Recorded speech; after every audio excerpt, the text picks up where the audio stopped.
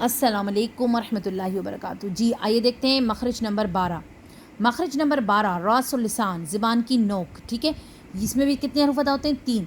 ज़बान की नोक जब सनाया उलिया की जड़ जो मसूड़े का हिस्सा होती है, जहाँ से दांत निकलते हैं, उससे लगे तो 3 हरूफ अदा होते हैं, ता, दाल और तौ।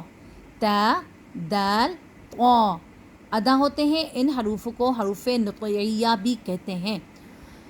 गोया तीनों हरूफों एक ही जगह से अदा होते हैं, लेकिन फिर भी इन तीनों की आवाज़ों में वाज़ेह फ़र्क मौजूद होता है। वो इसलिए कि हरूफ ता के लिए ज़बान की नोक दांतों की जड़ पर नरमी से लगती है, और हरूफ दाल के लिए सख्ती से लगती है, और दोनों हरूफ के लिए ज़बान का बाकी हिस्सा नीचे ही रहता है, यानी ऊपर तालू की तरफ नहीं उठता, जिससे उन हरूफों की आवाज़ पतली होती है। लेकिन तौ की तरफ क्या होता है कि हमारी ज़बान जो है ऊपर को उठ जाती है, और ज़बान के लिए ज़बान की नोक सख्ती से लगती है, और साथ ही साथ ज़बान का बाकी का हिस्सा ऊपर की तरफ चिपक जाता है। ये देख लें आप, यह है हरूफ ता। जब हम ता अदा करते हैं तो ज़बान तो नीचे रहती है, और यहाँ पे ये लग भी जाता है, और दाल के टाइम भी हमारी ज़बान नीचे रहेगी, यहाँ से ये टकराएगा। लेकिन तौ पढ़ेंगे तो पूरा जो हमारी ज़बान है वो ऊपर को उठेगी, और वो सख्त पे जाके लगेगी, तो तौ अदा होगा, तौ। ठीक है, तो यह है हमारा हरूफ तौ का मखरज। तौ नहीं, थोड़ी ता, दाल और तौ तीनों का। आइए देखते हैं, अब है हमारा 13वां मखरज, मखरज रासुल लिसान, ज़बान की नोक। ठीक है, अब यहाँ से भी 3 हरूफ अदा होते हैं, सा, ज़ाल और ज़ौ। इनको देखते पढ़ते हैं।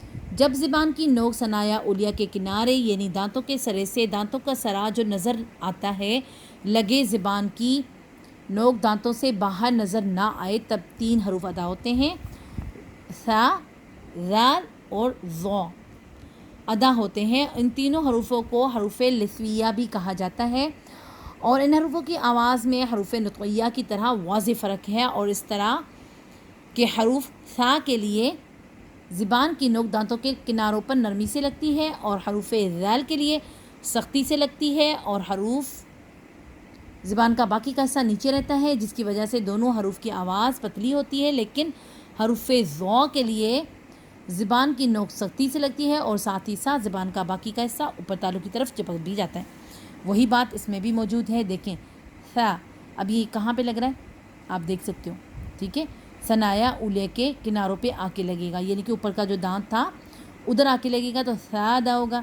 ज़ाल के लिए भी आपको इसी के उस पर चलना होगा, लेकिन थोड़ी सी ये ज़बान पे टिप जो है ये थोड़ी सी माइनर सी नज़र आ रही होती है।